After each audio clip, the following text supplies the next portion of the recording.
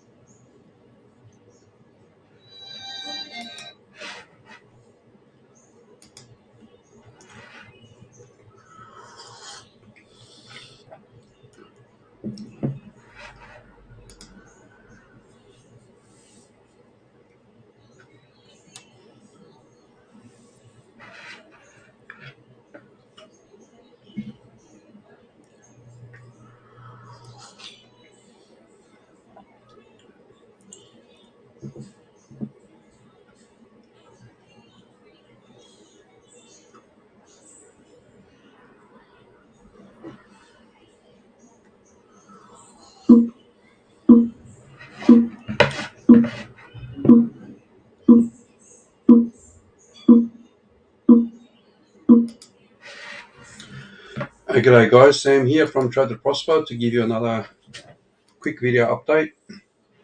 I'm looking at Bitcoin, and this is only focused on the short term, and I'll slightly cover it with the other video, and I'll just cover it here as well, but with a bit more detail. What we have with Bitcoin right now is sideways action, and we've got a number of, I suppose, trend lines. What I do see is a bit of a potential from this level to go up. Just seeing at these 4-hour candles, bit of rejection to this Fibonacci. So if I was to show this Fibonacci level, give us a sec. Pretty much that's it there. From the swing low to the swing high, we've got this Fibonacci confluence. So we've come back down to the 382, and in most cases there's a bit of a support.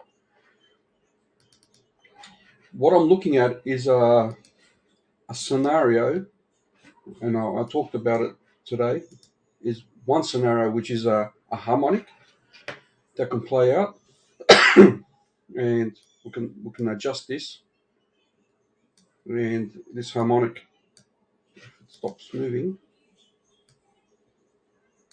could be a good deal. So the 4-hour candle is looking good. So I've already entered after this candle, and I'm just telling the group that we've broken this previous support, and what we're looking for is this harmonic to play. We've got two harmonics. One is that, and you can see from the numbers, the 1.6 roughly.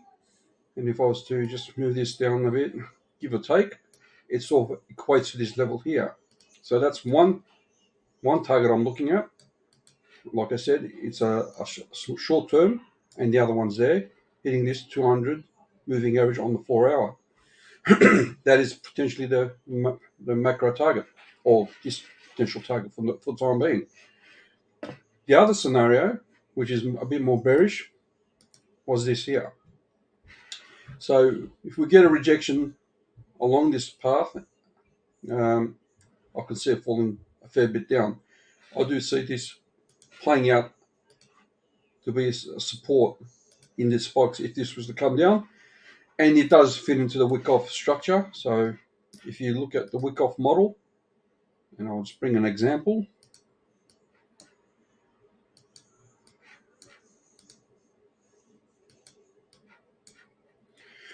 With a reversal. Just a sec. Is that a reversal? Yes, there we go. So you can say that is a sell and climax, and the secondary test or the spring could be this level as well. So because the reason why we're looking at it as a reversal is that the stock market, if you look at the NASDAQ or the SP 500, they're relatively bullish at the moment.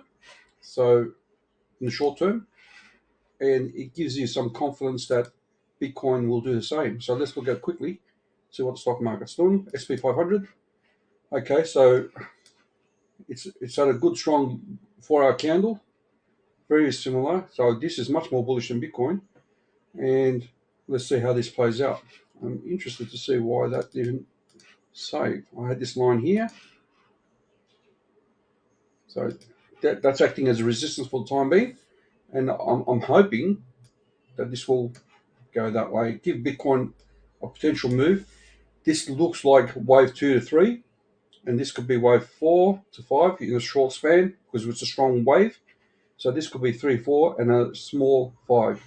So Bitcoin is roughly aligned with that, looking at that mindset, that this is a strong wave, 1, 2, and we're looking for the 3 and the 4 to be close to this resistance level here. Okay, so what does this look like from the fractal I was talking about? I'll bring it down. I'll get rid of that. I was looking at this fractal here, and it's very similar. Where are we? Down there. Okay, so if we look at that, I wonder if I could do it in 2 different ways. If I was to split this, give me a sec.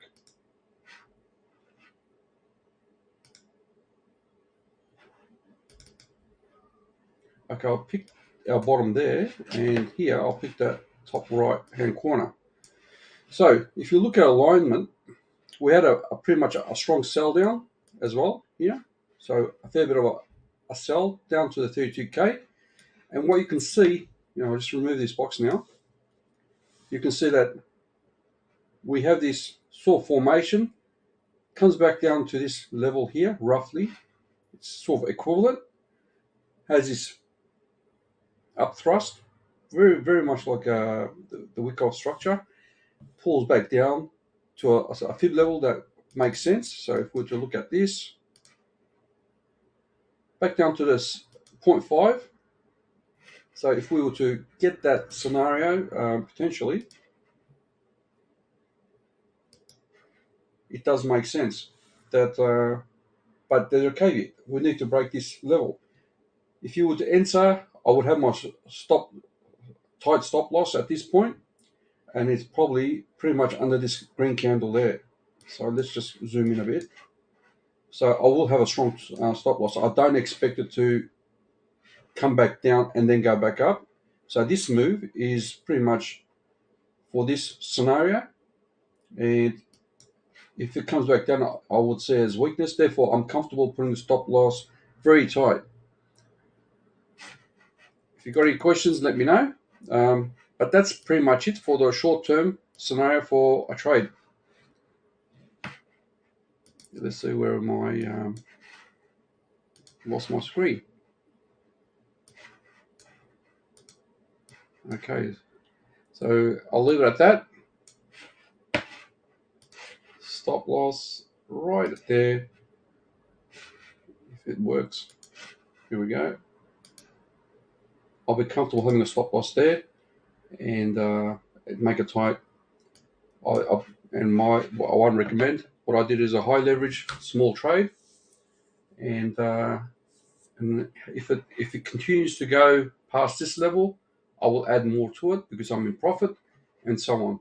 Now we can see from this band, there's a tightening, and you can see how it's coming. So the volatility is pretty much shrunk in. And what we can say, this is the 1, the 2, and the 3 move. Somewhere around there. So we've got